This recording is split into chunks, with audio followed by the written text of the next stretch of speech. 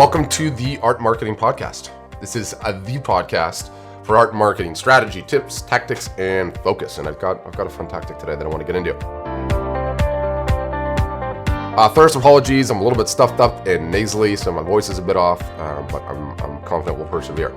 So, wanted to get back into Facebook and wanted to do so with some email marketing on the side to balance out the meal, as it were.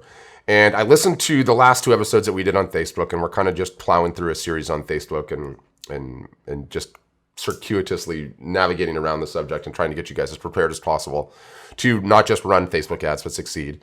And I thought about where I wanted to go next with it, and I teased this technique at the tail end of the last podcast on Facebook and felt it was just a good time to pick it up and run with it. So let's talk about this particular technique, and then we can get into why I love it and some of the finer points. So the technique is you have an upcoming email you were going to send to your list asking for a sale of some kind, and I'll go over some examples of what that might look like in a bit. You send an email to your list, and then at the same time, you run some Facebook ads talking about the sale in that email, basically saying the same thing in the email in a different, more creative way to your email recipients. And so they get an email that they might open, they might not open, then they get a reminder on Facebook, potentially Instagram. Idea being that it is going to make the open rate on your email go way up. People are going to be more inclined to open your email because people are busy and nobody wants to read your email, right?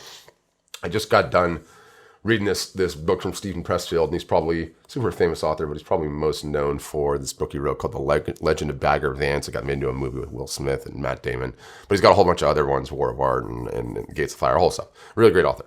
And he just wrote this book titled No One Wants to Read Your SH, You Can Figure Out the Rest.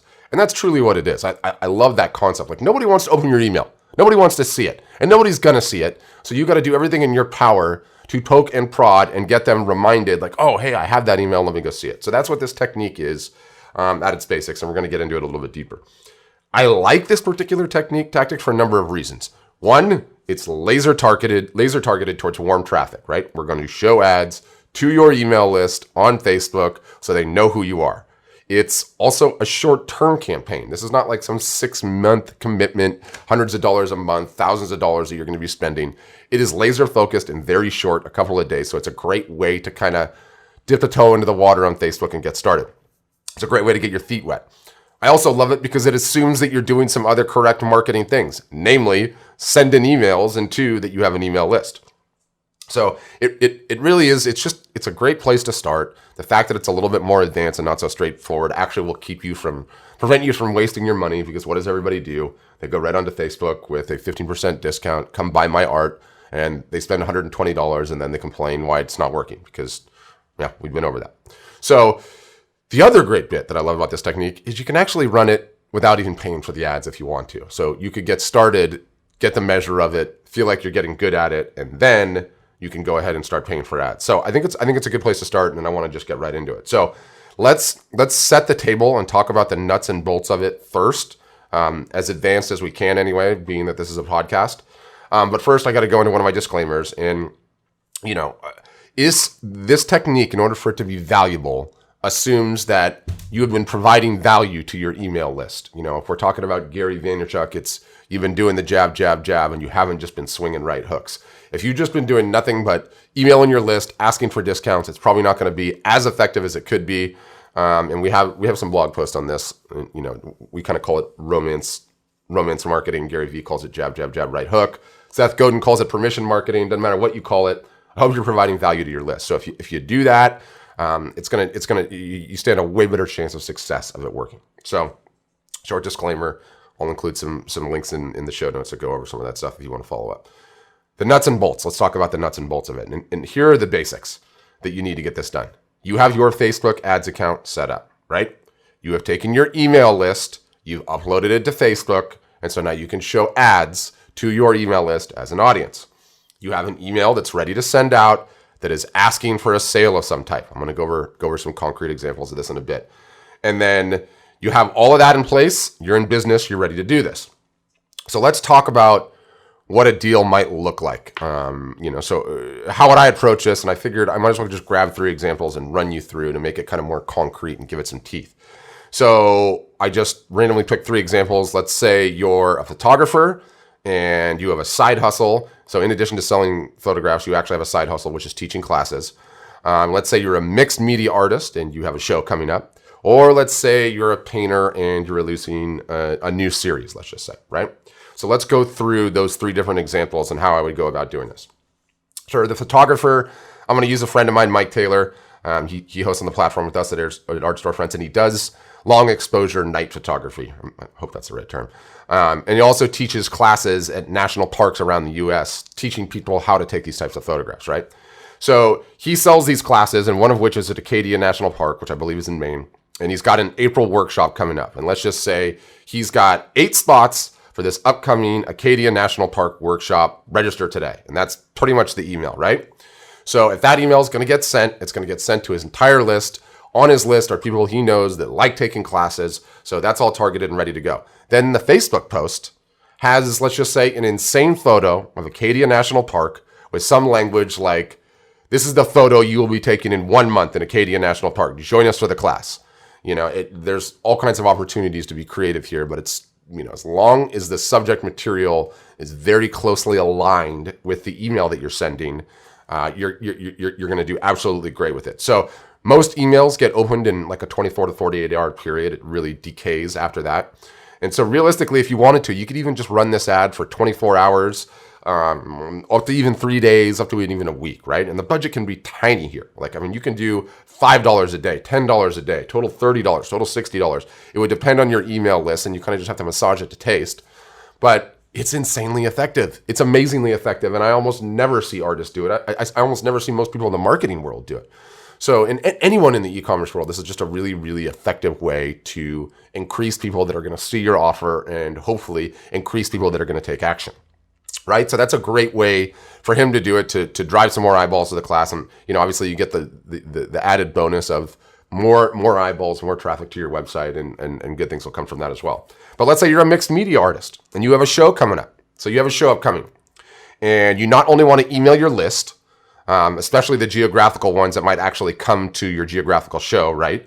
But you also want your list to know about the show, any new pieces, and that they can potentially purchase these pieces after the fact. Again, you compose your email, you mention the show, you also let folks on the email know that you'll be offering a discount after the show. Always include some urgency, right? So, hey, for those that can't make the show, I'll have a special deal for you afterwards. Look to your email. So there's my email. It's ready to go, right? So I'm going to go ahead and put together the ad, the Facebook ad that mentions those aspects, talks about the show, talks about the venue, talks about RSVP or whatever your situation might be, and run those ads. Run those ads in concurrent. And again, you can do, the day you send the email, you can do $10 a day for 24 hours, or you can do $5 a day for 3 days. You kind of just have to play with it. There's no right recipe. It's just conceptually how you approach this and go about it. So, in the mixed media artist scenario, as a bonus, you can actually geographically target your email list. But that's potentially a subject for a future podcast. Meaning, if you lived in Memphis, Tennessee, and you were pretty sure that only people on your list that live in the greater Tennessee area would come to your show, you can draw a geographic circle around those people. So maybe we'll deal with that in a future episode. But if you are contemplating this, or you're in this scenario, or you're thinking about this scenario that's coming up, listen to the second podcast, because Kim Virgil goes into detail about how she did this, discount coupon codes, the emails, the whole shebang. And Kim did fantastic with hers, and think about how much better it could have potentially been if she would have had the Facebook ads running concurrently. So let's shift gears to the third example. So let's say you're a painter and you just released a new series. So let's drum up some hype, right? Time to email the entire list. So we get that email together, introducing the brand new series. In the email, you use 1 or 2 or 3 or 4 examples. You show this beautiful series. Check out the rest of it on the website, right? Again, we get a Facebook ad. Maybe we introduce the series, list the series name, but then we show a couple of different images. So now I've seen, 2 or 3 different images in the email, and 1 or 2 or however you wanted to do it in the Facebook ad. Both of those are going to be driving me like, oh, that one was really cool. Oh, that one. Oh, okay. I got to go check out the series. I'm going to go to the website. So I think there's so many different scenarios in which you can do this. The great part about it is you want to save them. You want to save this type of activity initially, unless you're really just bought in, which is hard for first timers. But you want to save this for the times when you are actually, you have something strong to offer. You have a sale, or you have a new series, or you have a big announcement, or you have a geographical show, anything along those lines. And I think, one of the fun things about running marketing for art storefronts is I really like this technique. We are advocating that all of our customers use this technique. And I've got our in-house copywriting expert. Her name's Kimberly. We'll have her on an upcoming podcast episode. She's amazing. And we're actually going to put a blog post together with the images and all the copy of exactly how we do this in the 3 scenarios. I actually have a call with her later today about it. So it should be live and in the show notes with all the images, all the copywriting, how you do it, how you'd stitch together, the Facebook update with the email update and some ideas for some subject lines to give you even more ammo to approach it. But it really is powerful. It really is cheap, and it's just effective. It's just it's a powerful, unconventional way to get started with Facebook ads. Cheap, easy to execute on, and really can improve your results. And I think the best part of it is it's really easy to systematize. You only have so many big events per year, shows, sales, this, that, whatever. So once you get the measure of this technique, you can just always go back to the well and hit it again and again and again. And as a brief aside, I should say, you definitely also want to include Instagram when you're targeting when you do this, because the whole entire world's on Instagram, and it's another great way to remind them. And the other thing that I perhaps haven't mentioned is your goals are a couple fold, right? So with your ads, you're going to have links in those ads that are attempting to drive these people to wherever you want them to go, your website, or maybe it's the RSVP page for your event, or wherever the case may be, right? And you're going to set your ads up so that they're link clicks, and you're going to pay for those link clicks.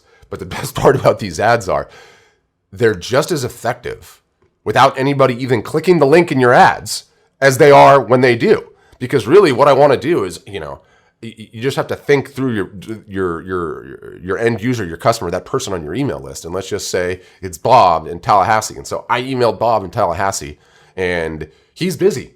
He's got a lot of stuff on his plate that day. He's got to go pick his kid up. He's got to take the dog in, whatever.